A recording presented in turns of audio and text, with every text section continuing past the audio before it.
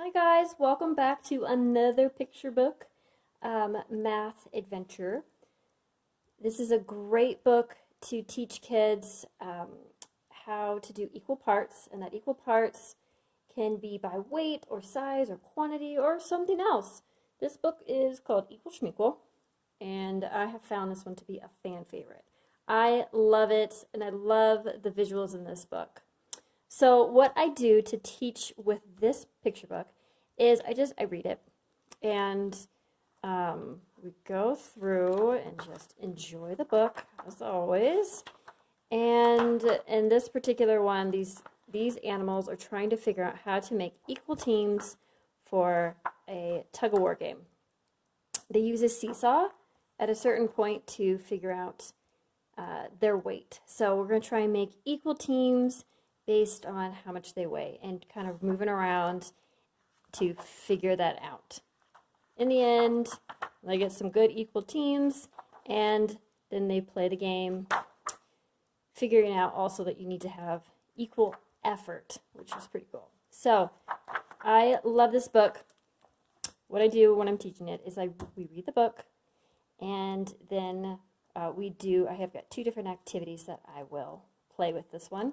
And again, anything that else that you kind of find the kids going that direction, I love to follow them.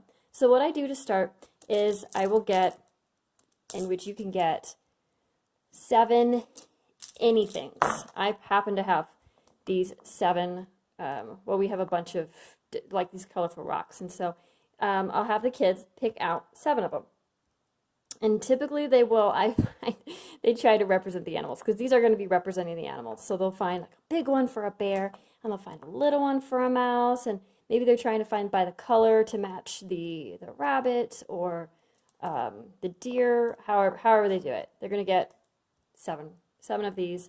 And what I have is a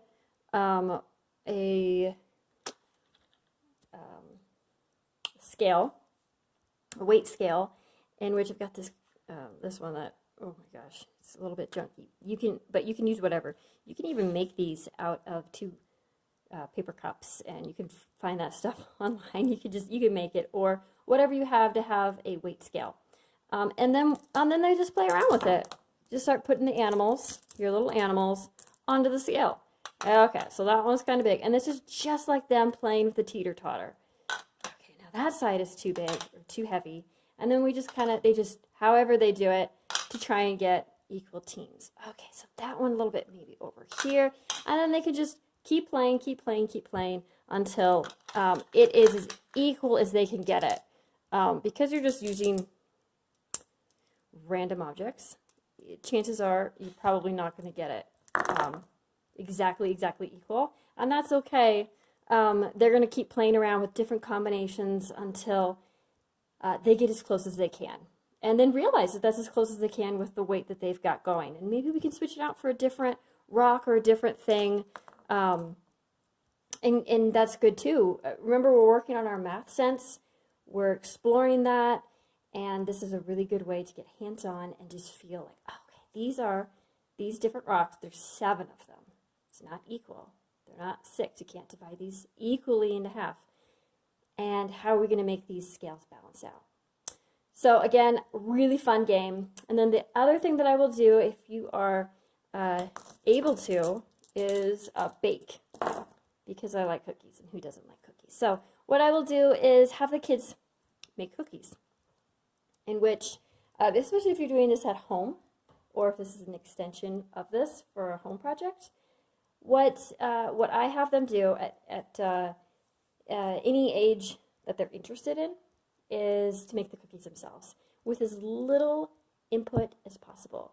You are going to get some really gross tasting cookies in the beginning, but that failure is excellent for teaching them to pay attention, to read the recipe, to really check their work the next time that they're making cookies. I know I've eaten some pretty bad cookies. Now I have some delicious cookies coming my way, so it works out. How I use this one, again, when they're baking, they're using measuring cups. They're practicing fractions and some practical life math. So what I do, we make the cookies, and then I have a scale. Just a kitchen scale, regular old kitchen scale, and we weigh the whole cookie ball, dough ball, whatever, and we divide it by however many cookies we're going to be making. So let's say typically our dough comes out to about 680 grams, and then we divide it by 12. Depending on your age, you're probably going to be doing this math, but it's really good for the little ones to be seeing you using the math. So if you could do it with long division and not a calculator, that's great. They're seeing that you're using that, and it's going to come out. So, because I've already done this before the video, 680 divided by 12 is going to be 56.6. Now that is not exactly an easy number to work with. So what you're going to be just saying is, hey, you're going to be making these, each cookie is going to come out, each cookie ball is going to come out to 56 or 57 grams. And then let them have it. So you got all the dough and have them make 12 balls, weighing them on the scale. In the end is always fun to weigh the final ball, and it's gonna be most likely a number that is not the number that all the other balls were. And that is because of two reasons. One, they didn't quite weigh all the other ones correctly, which you just have them all be weighed again, or they've been eating as they've been going along, which is bound to happen. So what a way to catch them. It's been weighed. So anyways, those are really two fun ways to be learning about how you can be measuring through weight and size and quantity. What I also do is when I'm making chocolate chip cookies with them, we will have them all, and they come out, they're exactly the same size. Whoa, that's so cool. These all are the exact same size. They weigh the same amount. But do they all have the same amount of chocolate chips in them? So then they don't. And you can start, pulling out the chocolate chips and see, this one's got X amount, this one's got another amount.